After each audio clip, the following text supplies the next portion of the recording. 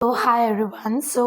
इस वीडियो में हम बात करेंगे कि जो प्रीवियस ईयर क्वेश्चंस होते हैं उनकी इम्पोर्टेंस क्या है, वो हमें कैसे हेल्प करेंगे to crack NEET 2023।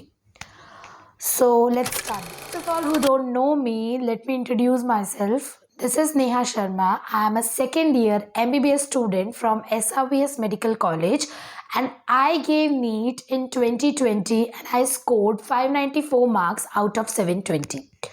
So let's begin the video. सबसे पहली चीज़ कि प्रीवियस ईयर क्वेश्चंस जो हैं उनकी इम्पोर्टेंस क्या है टू क्रैक नीट 2023।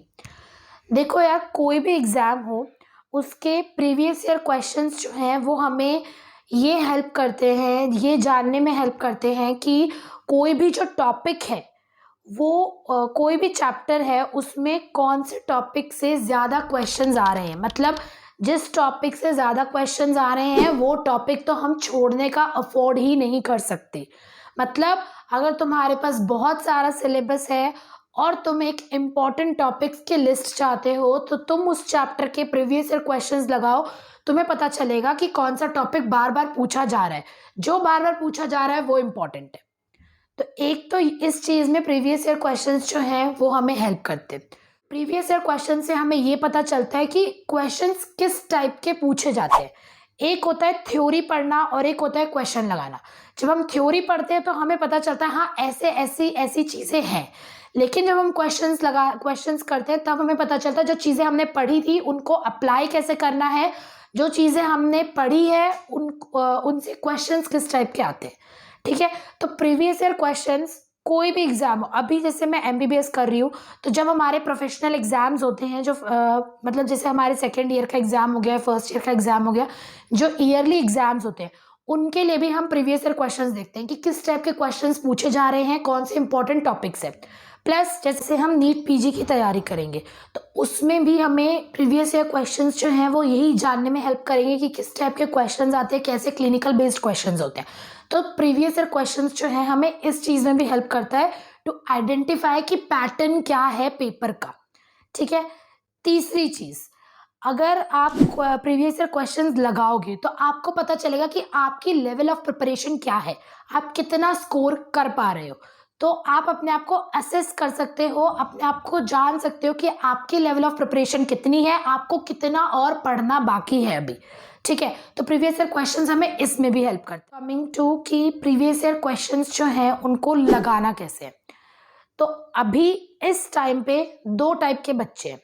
एक वो जिन्होंने पूरा सिलेबस कंप्लीट कर लिया है और एक वो जिन्होंने अभी पूरा सिलेबस कंप्लीट नहीं किया है। तो अगर आपका पूरा सिलेबस कंप्लीट हो गया है तो आप प्रीवियस ईयर क्वेश्चंस जो है, पूरा पेपर जो आता है ईयर वाइज 2018 2019 ऐसे करके ईयर वाइज जो पेपर आता है वो लगाओ रोज 3 घंटे बैठ के। ठीक है, और आप देखोगे कि ऐसे जब हम क्वेश्चंस लगाते हैं ना टॉपिक वाइज तो हमें इजी लगता है, लेकिन जब हम पूरा पेपर 3 घंटे देख के एक साथ बैठ के देखते हैं ना, एक साथ बैठ के करते हैं तो चीज़ें, बहुत सी चीज़ें अलग लगती है, बहुत टफ लगता है। आपका स्कोर जो है जैसा आप एक्सपेक्ट करते हो वैसा नहीं आता है। तो ये बहुत इंपॉर्टेंट है कि आप 3 घंटे बैठकर प्रीवियस ईयर क्वेश्चंस को लगाओ। ठीक है, लेकिन अगर आपका भी सिलेबस नहीं हुआ है तो क्या करना है, तो आप ये वेट नहीं करोगे कि पूरा पेपर मैं सिलेबस कर लूँ उसके बाद जाके मैं प्रीवियस ईयर क्वेश्चंस लगाऊंगा। नहीं, क्योंकि यार देखो हमारा सिलेबस ना जब तक एग्जाम नहीं आ जाता ना तब तक कभी पूरा नहीं होने वाला है।